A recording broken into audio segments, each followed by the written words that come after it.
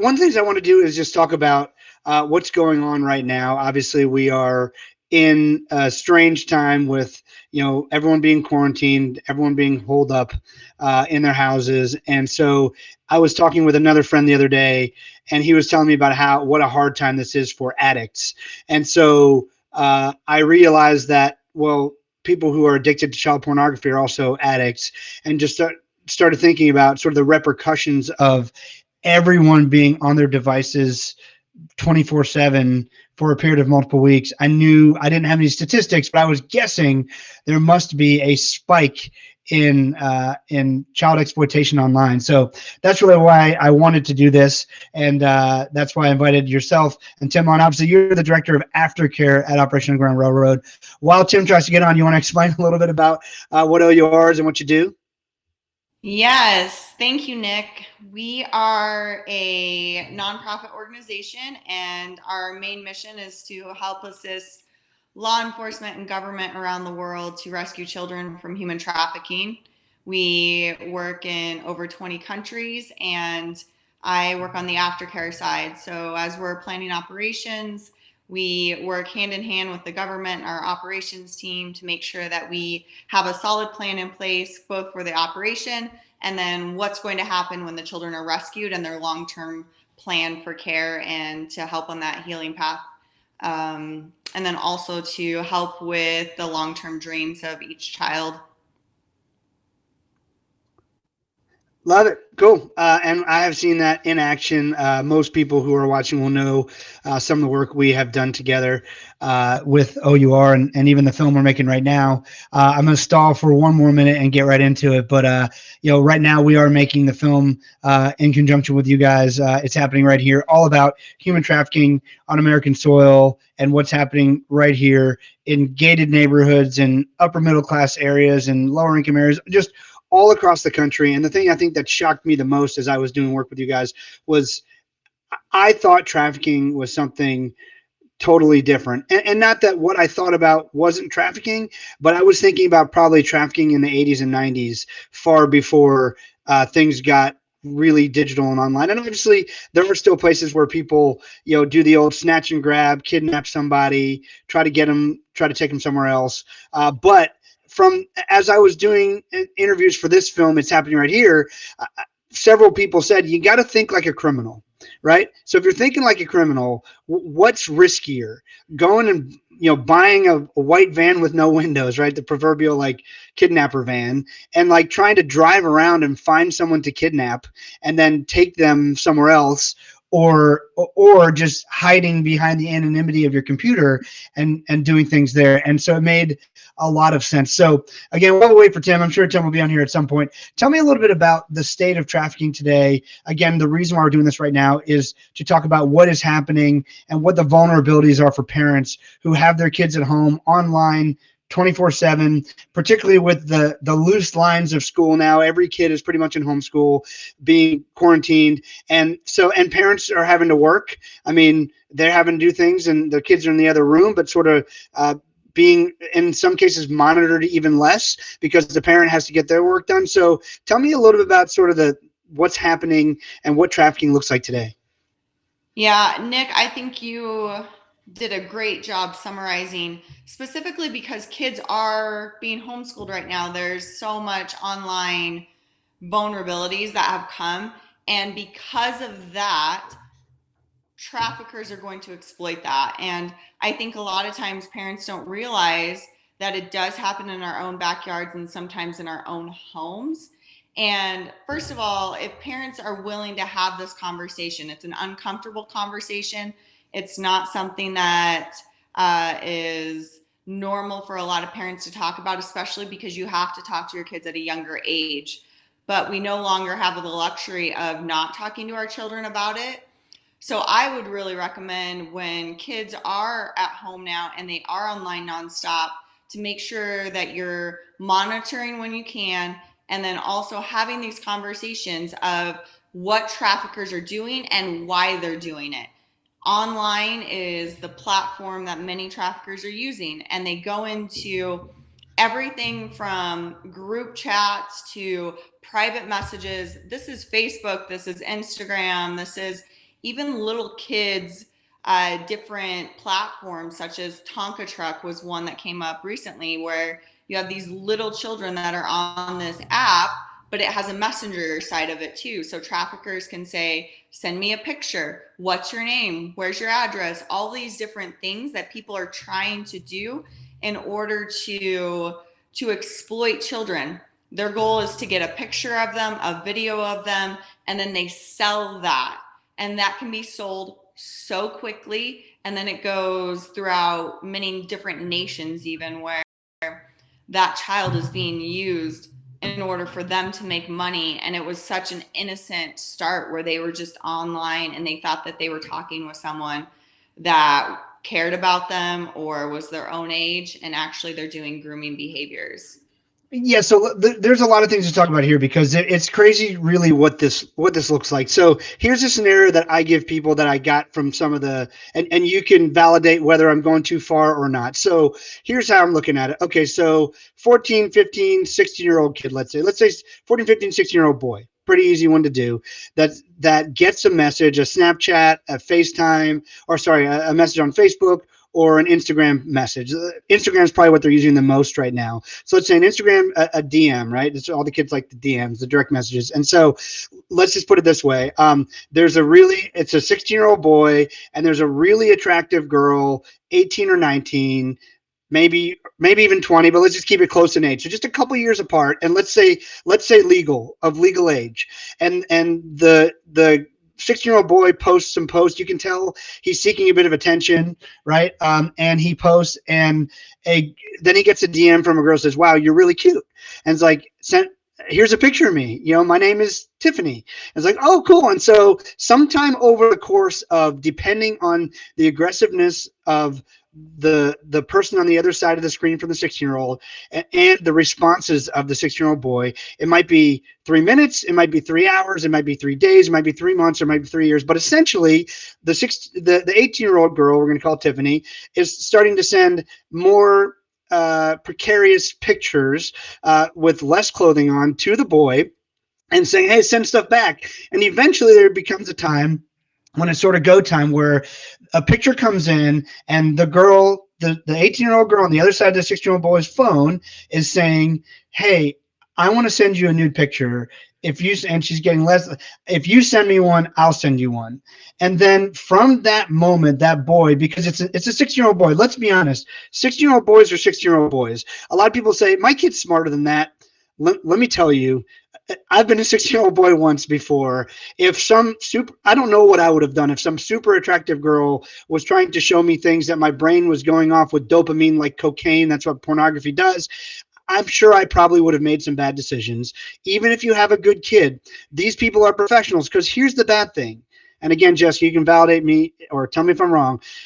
Tiffany, that 18-year-old girl on the other side, is probably Harry, who's 53-year-old man living in Des Moines, Iowa or something, who downloaded a bunch of images off the internet of the same girl and has been sending them methodically to the 16-year-old boy, trying to get the 16-year-old boy to give a photo away that has him in a precarious position with his being nude, private parts, whatever it is.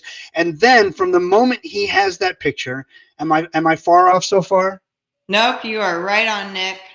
Yeah, and so from the moment he has that picture, he says, hey, guess what, 16-year-old boy? I'm not who you thought I was. Gives fake name or whatever. And here's the deal.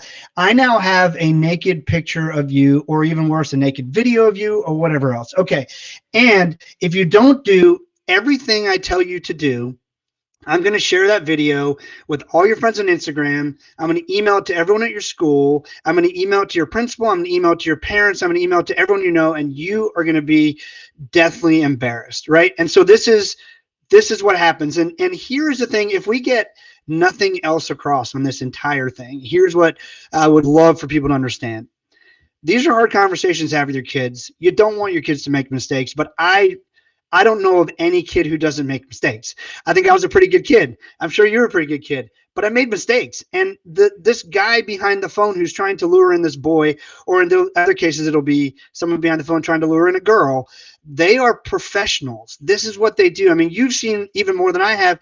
These people are fishing nonstop all day trying to get someone to release this post. All they want is that photo, that one thing, that one video. And it's this moment. It is this moment whether you will know whether your parenting worked or not. Because here's the thing, you have to tell your kids, if you make a mistake, even if you make a dumb mistake like this, and even spell it out, if you do something stupid like sending your picture, a naked photo of you, or a picture of you doing something foolish, or a video, as embarrassing as it is, once you realize that's happened, first of all, if you tell them what could happen, hopefully it doesn't, but they're still probably going to fall for some stuff.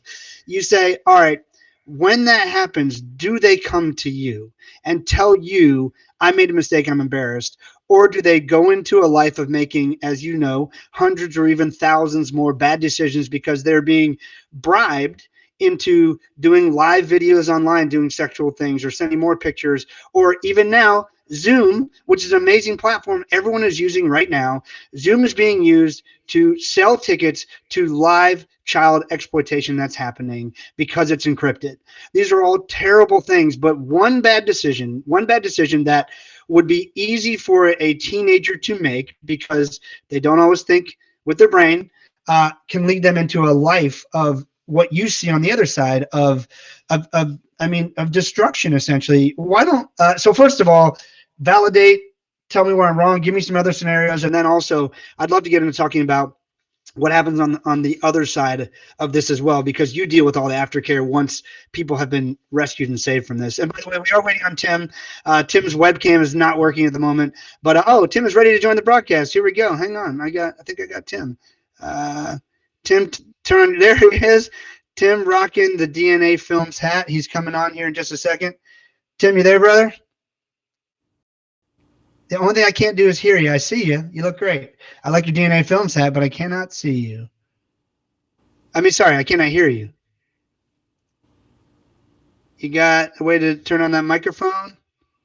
No, I'm not getting any audio yet. Hang on. No, nothing. Maybe without the headphones, even though you might have a family screaming in the background. Jessica, I can still hear you, right? Yep. Okay, I got you.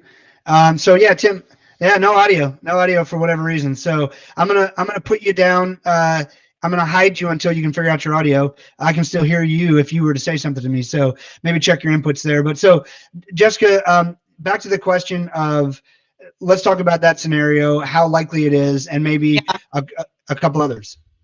Yeah. Well, Nick, first of all, I like that you brought up a boy. And I think sometimes people forget that this happens to boys as well. We see this in the US, we see this all around the world, that boys are still at risk of being exploited in these types of ways. And every teenager makes a mistake. Like you said, I've made mistakes in my life. We all do as we're growing and we're learning. And so I just want to echo what you said about having these conversations with your kids and really making them feel like if they make a mistake in these ways that they can come to you. And I think that even saying that directly when you're having these conversations with your kids, this is what can happen, this is what people are looking for. They might not believe you at first, but when you have that additional conversation, if something does happen, come to me, I will help you figure it out. Because the blackmail that happens once they have these videos and these pictures is devastating to them. And the long-term ramifications are sometimes the pictures and videos are very difficult to take down, even with all of the technology and the resources that the world has. These images often, it's very difficult to get them taken down. So include that in your conversation with your kids. Yeah, talk about that for a second, because how much it when something gets on the internet, because of now all these different websites that have hidden offshore, whatever, encrypted files, the dark web, all that. Once a picture like that is digital and lives digitally, talk about how I mean, well, let's just once it starts getting shared everywhere, there's like not one place. Think about it. There's not one place you can just go and it's like file sharing music. When Napster came out, like now YouTube has like an algorithm to try to recognize different songs and stuff like that. But it's not. Oh, I think we got Tim. Tim, you there? I got you, Tim. All right, cool. Tim is coming All on right. now. Tim Ballard, what's up, man? Sorry. Technical Hey, difficulties. it's all good, man. It's all good. We got Jessica. We got Tim Ballard. Tim is the founder of Operation Underground Railroad, this amazing organization. And Tim, I just got to say, I'm sort of surprised my wife still likes you and lets me hang out with you because all the most dangerous places in the world I've been with you. I've even got my little, I got my bulletproof vest right there from when we did the raid in Haiti. I've got, you took me to Colombia, and I would say Medellin, not my favorite city. And then we just got back from Iraq. So Tim and I have Yeah. spent a ton of time together. And Jessica and I have spent a ton of time together. She typically cleans up our messes. So we're glad to have Jessica around as well. So Tim, we're just walking through sort of the current realities of trafficking, of being lured into doing things online. I gave sort of a scenario of like a 16-year-old boy getting lured in by a 18-year-old girl, allegedly an 18-year-old girl, right? On being lured into giving away pictures. It's probably a 58-year-old man somewhere in Des Moines, Iowa, and then he has this, and what happens now? He has this picture. Jessica was just going into sort of the dangers of how impossible it is to get some of this stuff off of the internet. And so I was just asking her, since you just joined us, tell me a little bit about that. When an image goes online, we were just talking about like a song. When Napster came out and people were file sharing peer to peer, it's almost impossible to get rid of that, to get that off. So tell us a little bit about sort of that problem. Yeah, it's exactly right. I mean, once it's out there, it's gone from your control, um, and it's used over and over again. I mean, there's back when I started 17 years ago, there's these series of these children, and the survivors of those acts are now in their 30s, 40s, and it's there's nothing they can do. They're haunted by this forever. So, the Because problem, people find their images, or right? the And they solution to the recognize them problem, sometimes is even on the street. education. Parents, did I lose you guys? 'Cause I can't see you anymore. Can you hear me? We can hear you. We got you. Can't see me, Tim? I can see you. All right. Well, Hello, hello, Tim was hello. saying, I got you, Tim. Tim was saying that the Tim was just saying that people, once the picture of the image is gone onto the internet, you lose control of it. And so now, the other thing I've heard from you, Jessica, is that a lot of times these young girls and young boys, as they grow up, they live in fear because literally sickos who have watched them in these sexual acts as young kids or teenagers or whatever, they get recognized on the street, right? Yeah, well, the long-term impact, for example, psychologically is even if somebody doesn't necessarily recognize them, they're concerned about why is somebody smiling at me? Why are they being kind to me? Why are they paying attention to me? Is it because they saw my pictures? Is it because they saw these videos? And so sometimes it might be because they do recognize them because that person was downloading these types of images and these child abuse videos. But other times it is a survivor having to have that mental battle in her mind or his mind of what is the reason why this person's even just being kind to me? Why are they looking at me? And that type of a challenge is extremely difficult to overcome for survivors. Yes, exactly. So, Tim, Jessica was finishing your thoughts since we lost you for a little bit, but carry on. Go ahead. Me. Okay. Yeah. So, yeah. So it's an educational problem with. See, we have this issue where I did not, when I was a kid and a teenager, I went through a lot of things that I can now help my kids with, right? Dating problems, bullying problems, driving a car, right? These are all things that we all do. Well, one thing I never did was be a teenager in the era of the internet and deal with those temptations to be 2 clicks away from pedophiles who would hurt me, or you know images that could hurt my brain, um, pornography and other issues like that. So Um, that educational gap has been a major problem because these kids get access to the internet and they don't know how to responsibly conduct themselves. And mom, I've talked to these parents who said, no, my kids have to be safe because I saw their Facebook pages. It's beautiful. It's wholesome. Well, it might be, but it's also always 2 clicks away from hell. Do you understand that? And that's something that those of us parents who haven't gone through that, they have no idea what you're talking about. They can't comprehend how the internet works even in a lot of cases. Things are better than they were in the last, 5 to 10 years, but still, our kids know way too much and way more than we know about these things, but they know just enough to be dangerous.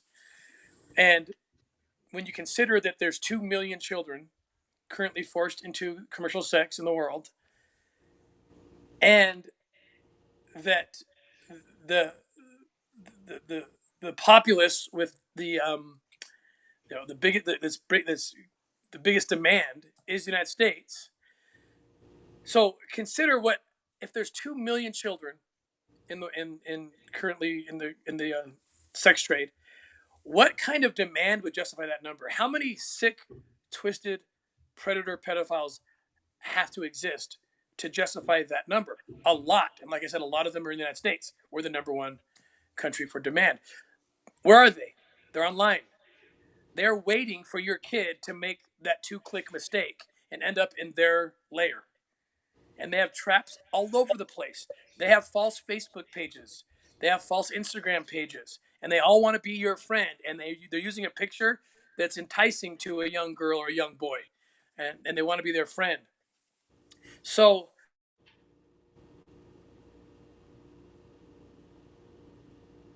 uh, so the key and to understand, make sure they understand what these dangers are, because these predators they're absolutely everywhere, and especially right now. This is a scary time right now because all of our kids are online because all their school's online now.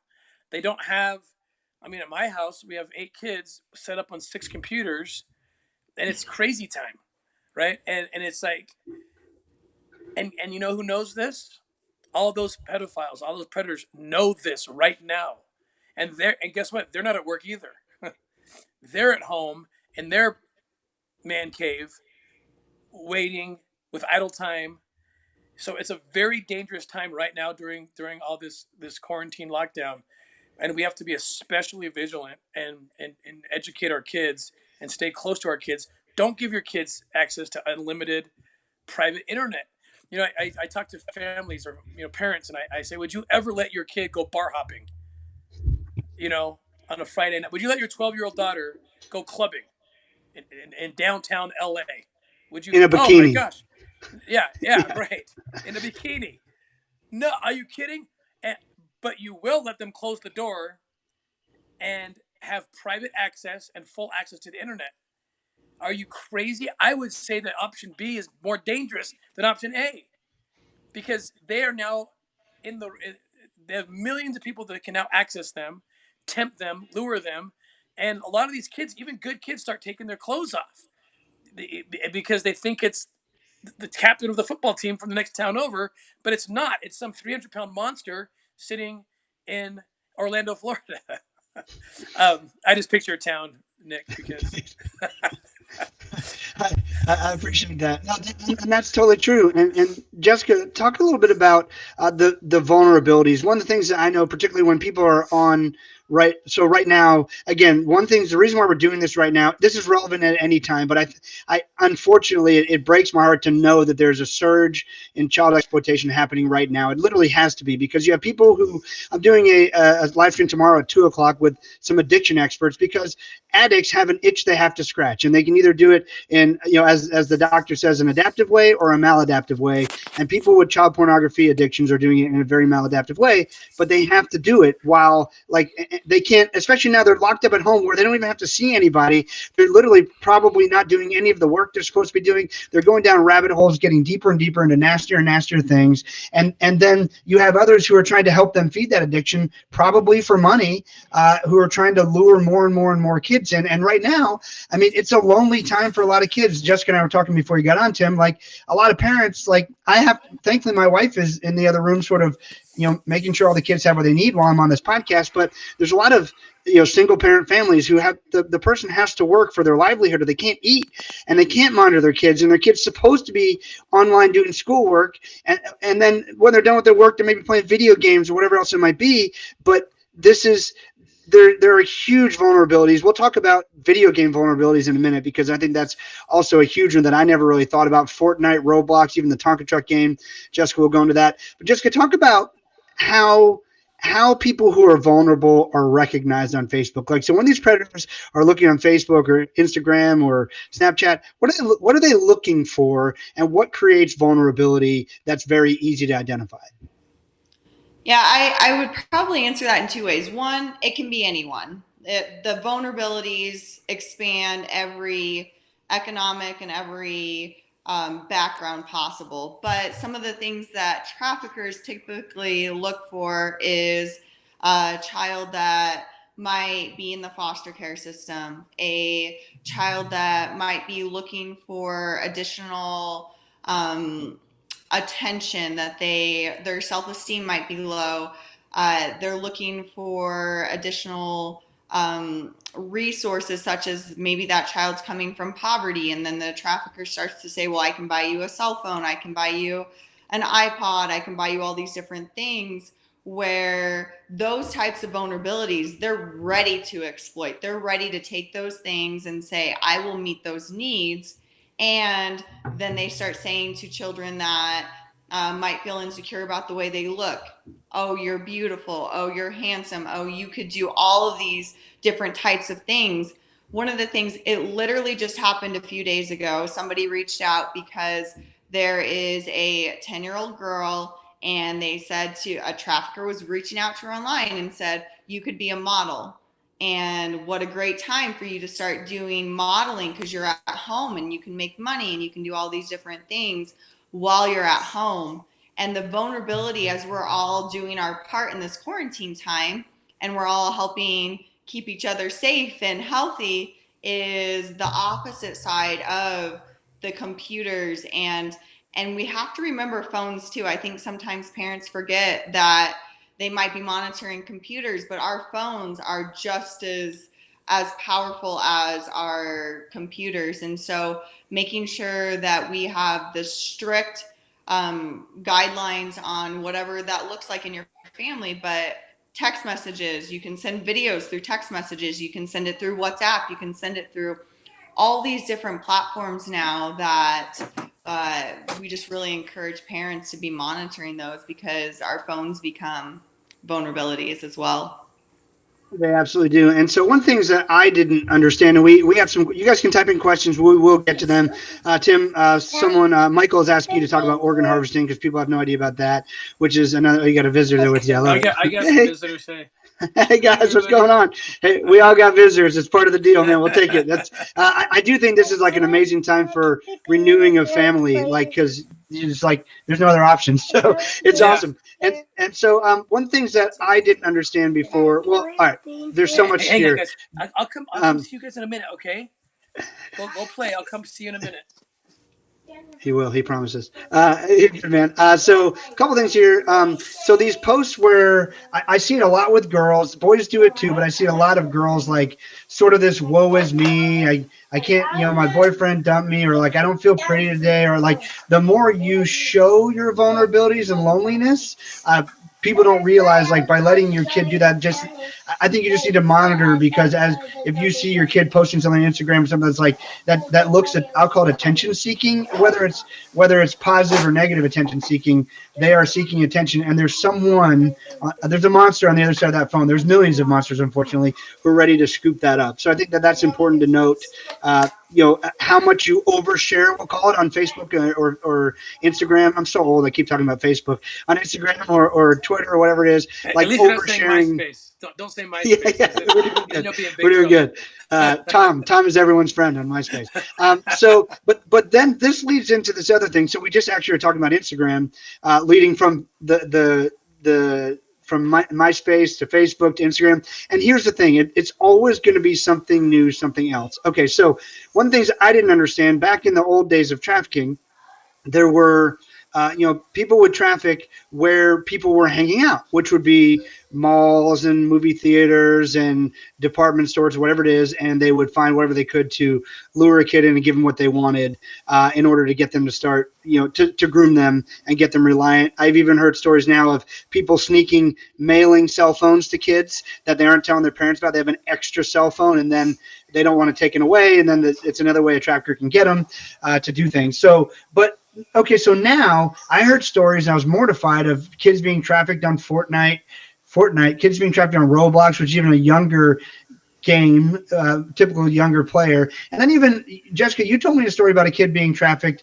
on a Tonka truck game. I believe it's a 7-year-old little boy, and it had a message board on it. I'd love you to share that story. And also, I think the thing we need to know as parents is wherever people are gathering, this is an opportunity.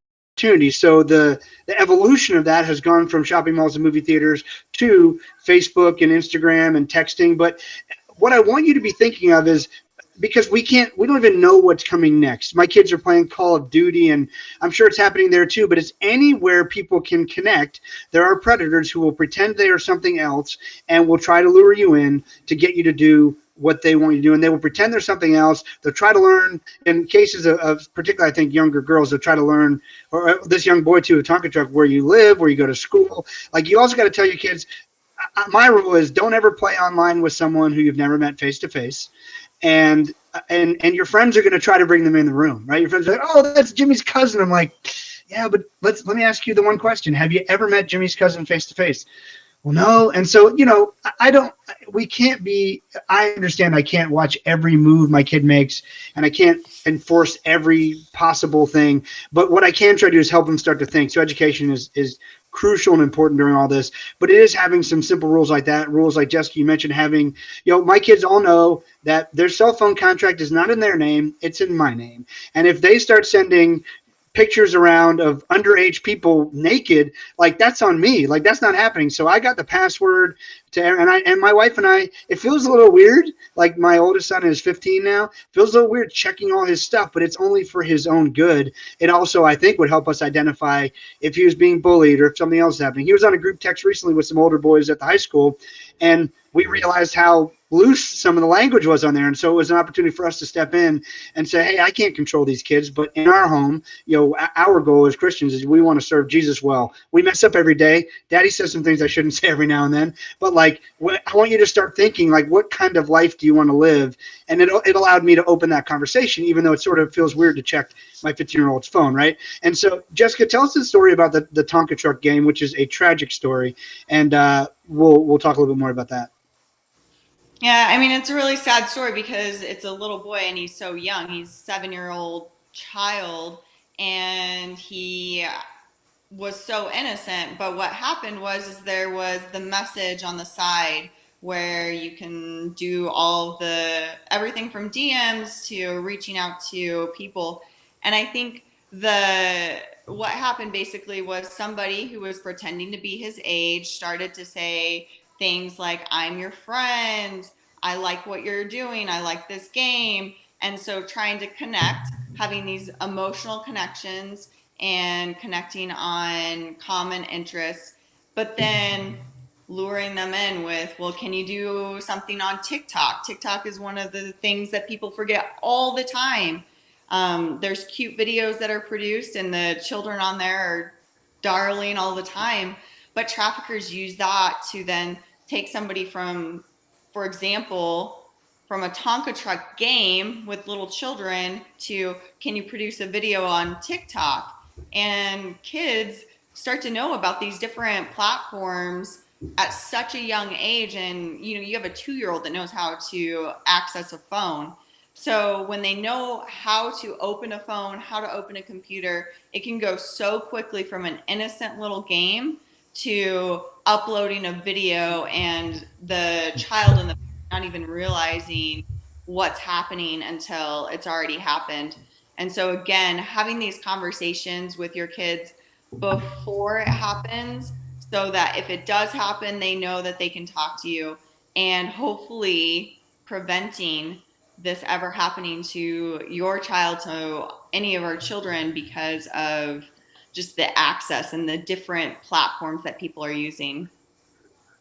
Yeah, and I think it's really important to note here too that this your kid goes from normal to instant living hell if this happens. I mean, it is the death of life as they knew it, which is very sad. There's a lot of kids who get lured into this stuff. You guys know better than I do, but to tell the people who are watching who get lured into this stuff, and you'll have a girl or a boy in an upper middle class home, gated neighborhood, successful parents, go to church on the weekends. Kids was a straight A student, and all of a sudden the kid is suicidal, and the parents can't figure out why. And it's like, you have everything, or what happened, what changed, and it could be something as evil but as simple as falling for giving another kid in their grade, we can talk about that, another kid who used to be a boyfriend, a naked picture or video, and then that person then using it to bully this person, saying, hey, I've heard stories of using images that were sent when people were boyfriend and girlfriend, using it to then either just completely bully the other partner in the relationship, or to use it to actually make the person who sent the video do sexual acts with friends of the other person. So, hey, I have these videos of you. You're going to sleep with all my friends, or I'm going to share this with everybody. And so it's just mind blowing that someone could even think to do that. But again, once you videotape or take a photo of yourself naked, you send it to anyone, or even if you just keep it on your phone, I wouldn't advise that either, because people do hack phones, and we had that big Apple iCloud hack a couple years ago. It is not safe. It's just not a good idea. I don't know how many times I can just say, just don't take naked pics, or videos. This would just be a great thing if you could just not take naked photos or naked videos. Would be a very, very wise thing. I had a question, a follow-up on that, but I don't remember it because I got so passionate about not taking naked photos and videos. Jessica, I think I mentioned your name. Did you catch what I was going to ask you or not? I would just say one of the things that you said was you can't control everything. We can't control every single thing that's happening, and how to have that conversation though with your kids, where it's not, I want to lock you in your room with no technology and I'm going to keep you Right. safe, and creating this overly controlling environment instead of a relational environment. One thing that I encourage parents to do is talk to your kids as if they are the expert and they're going to teach their friends. And so if you can have it where you're empowering your children with this knowledge and these resources as they are interacting with their friends, because in addition to that, where do teenagers typically go to get advice? They go to their friends. They get counseling from their friends. And so teenagers don't always give each other the best advice, but if we can help our kids get in that mindset of, I'm not just here for me, but I'm here to help protect my friends as well. And by knowing this information and by knowing this knowledge, I can share this with my friends of how traffickers are grooming us and they're trying to get us to do these things. Let's be a unit and making sure that we protect each other and that this doesn't happen to one of our friends, because we love each other. Absolutely, and playground advice is bad advice. That's sort of what I tell my kids. If you're getting your best advice on the playground, it's probably not very good advice. I've been throwing up a few comments here. Thank you, everybody who's commenting. We appreciate the comments. We're glad. We're just really trying to get this info out so that you know how to protect yourself. Another scenario I heard about was a boy and girl having sexual relations, and one of them recorded it without the other one knowing, and then they used that video to extort them into doing other things and sleeping with one of their friends or or multiple friends. And sometimes, again, often this leads into a life of hell. You mentioned earlier, Jessica, about modeling. This is one of the things that in this influencer age, I posted a tongue-in-cheek post on Facebook yesterday. Finally, everyone's not begging to go viral when this virus is the thing that is killing people, sadly, in our country. Finally, this is not a thing anymore. Like, I want to go viral. I think people still want to, but they're just not using that term anymore. But, we've got to be, people want so much attention. People who aren't getting attention at home or aren't feeling validated is sad. And unfortunately, when someone they start taking photos, I've seen, kids as young as 10, 11 years old taking photos that I don't think they know it even, but they're sexual. They are sexualized poses of, little girls in bikinis and things like that. And it's like, man, and the more they get attention, the more they seek this attention. Someone says, hey, you should be a model. Okay, great. And then I've heard stories, I know I've heard some from you guys, where people will go to a photo shoot, a young girl, even a 16 or 17-year-old, maybe her parents aren't supportive, maybe they're not around, maybe they are addicts themselves. They don't want to tell anybody. They're going to go do this thing, and they go and they get talked into a photo shoot of taking off a little more clothing here, a little more clothing there, and suddenly there's naked photos now of this person, and they are now going to get sucked into a life of being trafficked. And yet again, if they don't have someone they can come and talk to from the moment they make the mistake, there's a big problem. If they don't feel like they have someone they can come to and talk about opportunities like going to a modeling photo shoot and help understand the answers. Thankfully, Tim, you introduced me to guys doing some great things, Models Against Trafficking. There's some people really fighting a great fight, O.U.R being one of them. OURrescue.org, is that right, Tim? OURrescue.org? That's right. Yep. Awesome. You guys should donate. Definitely donate to O.U.R. Become an Abolitionist. This is modern day slavery. This is something that is happening underneath all of our noses. I think Glenn Beck, our mutual friend Tim, said it best that people often say, "Man, if I was alive in the time of slavery, I would have never let that go under my nose." Well, many of us are letting it happen right under our noses now.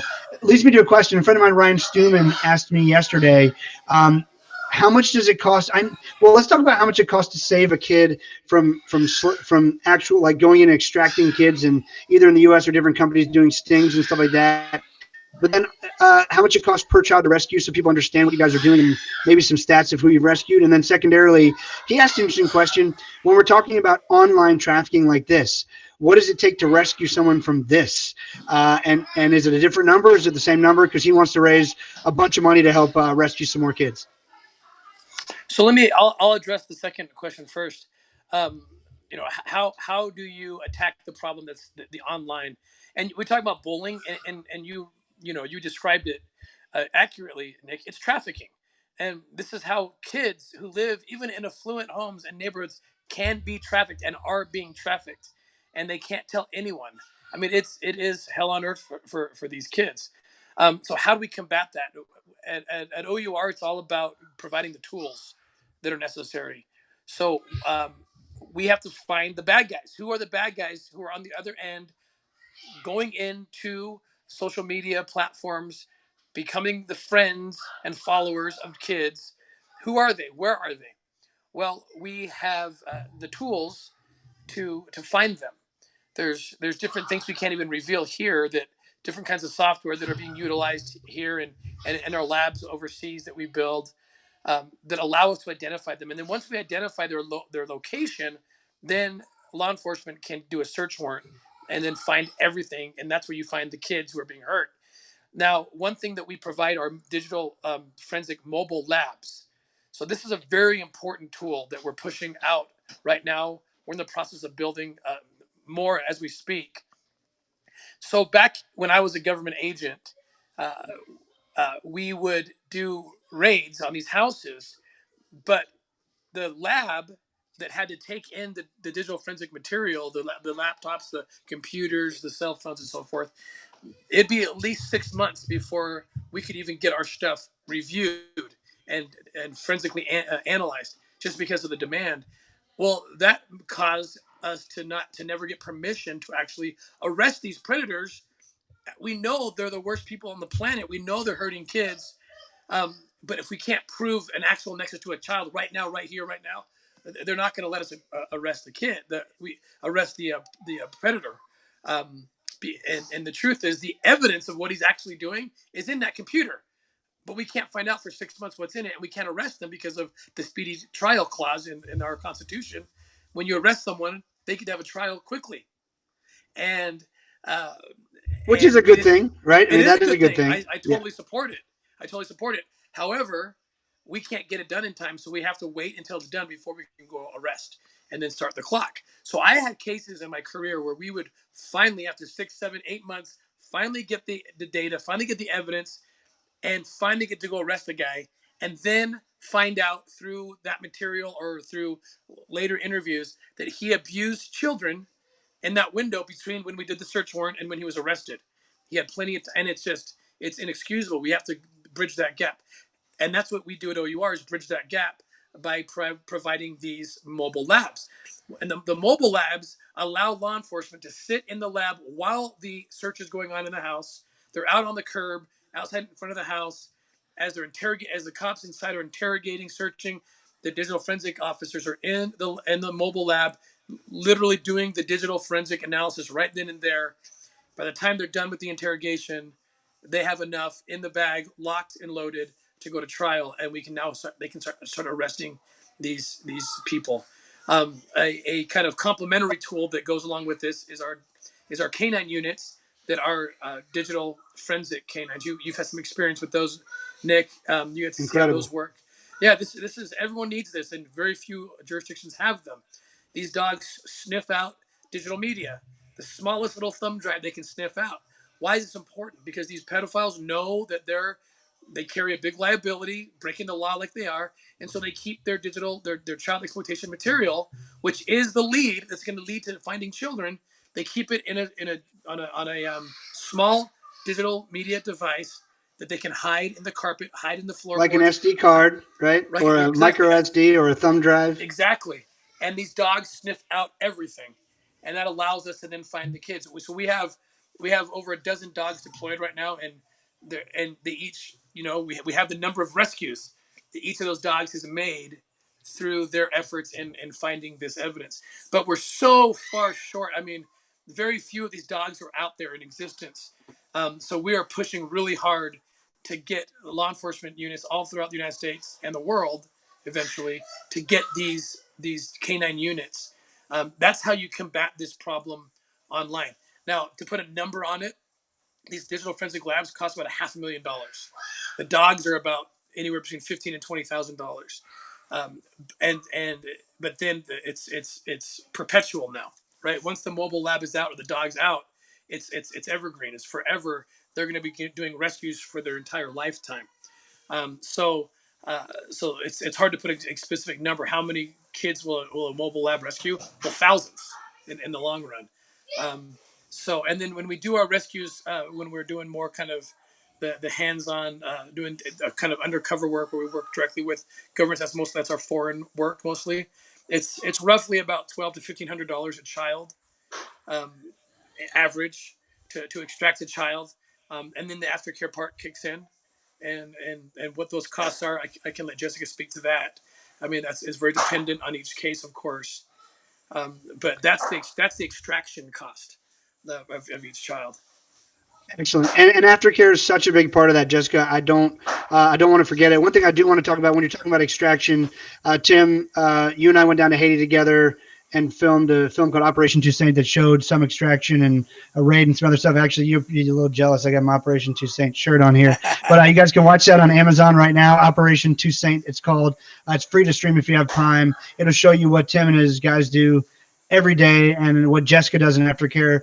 I have a couple more questions. Jessica, talk a little bit about aftercare. Of course, look, the one of the biggest vulnerabilities, and I learned this from you guys, so I'm just repeating it, is when someone gets rescued, their vulnerability of getting sucked back into it or thrown back into it.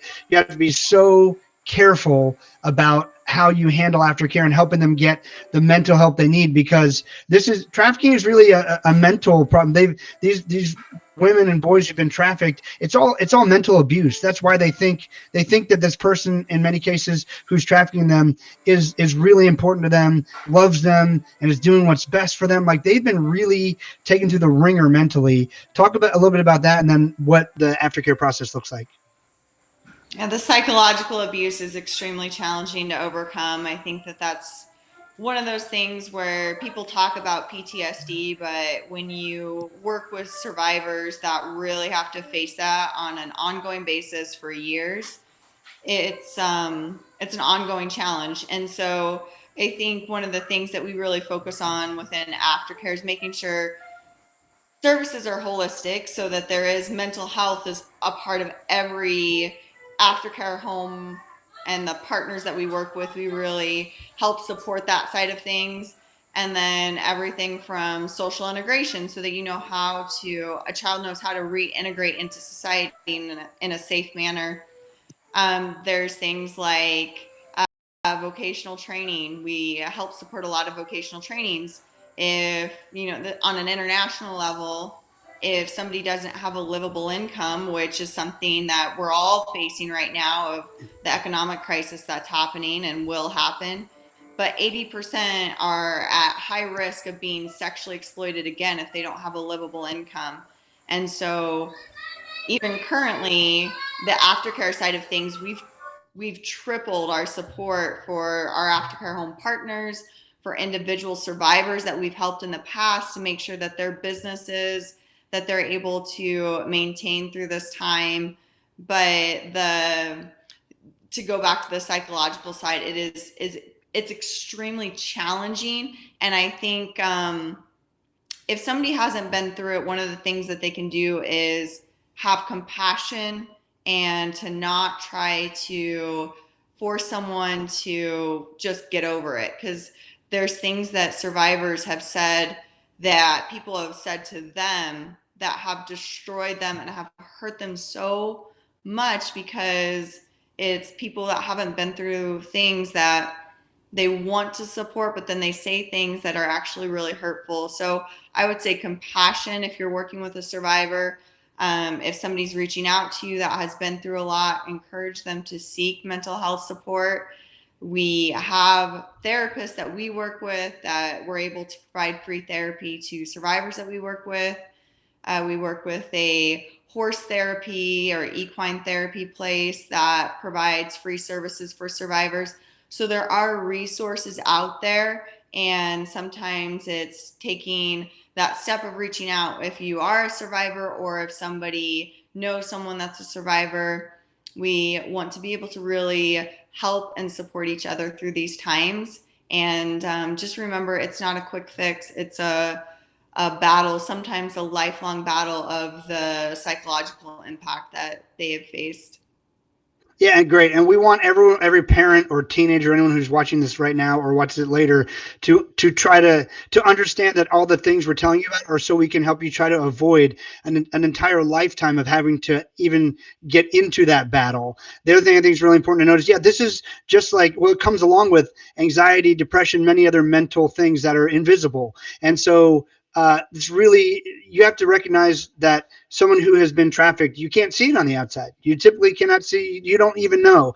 And so if you, number one, try to be on the lookout for people who you feel like might be reaching out and you're not sure why. They might be trying to tell you something, and be patient. And then, and also, yes, we just all have to be better at not being judgmental in this world, because there are people who are suffering silently and we just can't see it. So that's one of the hardest things about trafficking.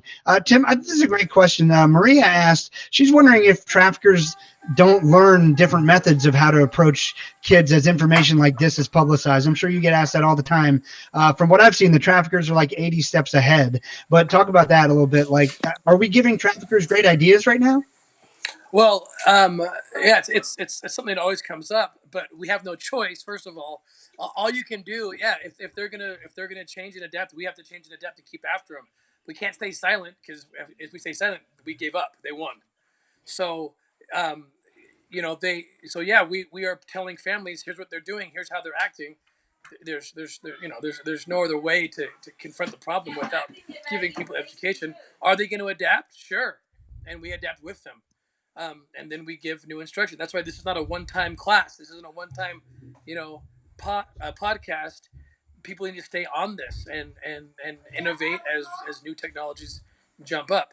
Um, and as you know, every platform has its own unique opportunity for traffickers, Every time a new social media platform is developed, they're going to find a way to compromise and manipulate it and use it to hurt kids. And so that's why us adults and guardians and parents, we need to know what these new apps are, what the new social media platforms are, how they work. So this is a lifetime commitment Mm. to parents and those who are taking care of children to stay on top of the information and all the new tools that are out there. But yeah, we have no choice but to reveal to parents right now what is being done to their kids, and then we just have to keep following up and keep up with the bad guys. Educate, educate, educate. That's what it's all about. I really encourage you guys to share this message. It will help a ton of people, because I know from my point of view, and we're now making our fourth film. You'll see it coming out this year called It's Happening Right Here, all about trafficking in America. Be on the lookout for it.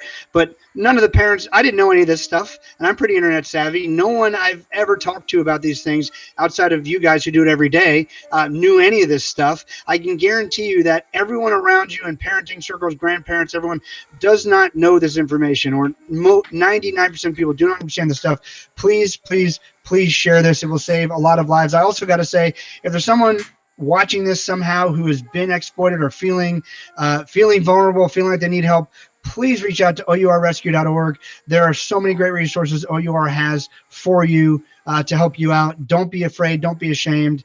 Even if you didn't realize and you feel like, man, I made a stupid decision, that's okay. Reach out. We want to make sure you get the help that you need, because it's not your fault. All right, so we got a couple minutes here left. Jessica, any parting words, anything you think people need to know before we bail out of here? I would say we do have a free training. It's an hour-long training on our website. If you want to learn more about trafficking and how it works, please feel free to do that. This is a great time, since we do have time right now to have that additional education. And for anyone that has been trafficked or is feeling hopeless, I just want to say there's always hope. There's always people that do want to help. And so I encourage you to continue to reach out to different people during this time. And for those that are helping survivors, please continue. Everyone, we need each other right now. And I think the power of love, if that's something that we haven't focused on yet, we can focus on right now. Love really does have an impact, and caring about each other is what is going to make the difference in people healing and really going through that journey. That's great. Tim, you got lots of resources, books. Tim's got all sorts of awesome stuff. Follow him on social media at Tim Ballard, at O.U.R Rescue. Tim, what are your final parting words? Just everyone do something. Get involved. It's daunting, the numbers. I'm going to repeat them again. The fastest growing criminal enterprise in the world is the selling of human beings. $150 billion a year business. So understand how big this is. People have a hard time grasping this. With the money that's made every year in the selling of people is equivalent. You could take all that money and buy every Starbucks franchise, every NBA team, and still have enough money left over to send every U.S. child to college for 4 years. Okay, so that's what we're talking about. Something we've never seen ever in the history of the world. How did we conquer the legalized form of slavery that existed in this country for 300 years? It went on. Why did it finally end? It wasn't that Abraham Lincoln raised his hand one day and just said, "I'm going to end this now." That's not what happened. What happened was people got involved, and they got so loud. The abolitionist movement, Harriet Tubman, Frederick Douglass, Sojourner Truth, Harriet Beecher Stowe wrote her book, Uncle Tom's Cabin, and people are like, "What? This has been going on?" They didn't even realize it. People in northern states, they didn't travel to the southern states any more than you or I travel into trafficking areas. And so the parallels are very similar. And you mentioned this earlier, Nick, and I think it's something that's really motivating to people, like, because they like to say, "I would have been an abolitionist, right? I would have done it. I wish I could have lived back in those times." Well, you're living it right now. And if you would have been then, you probably would be already. So be it now, do it now.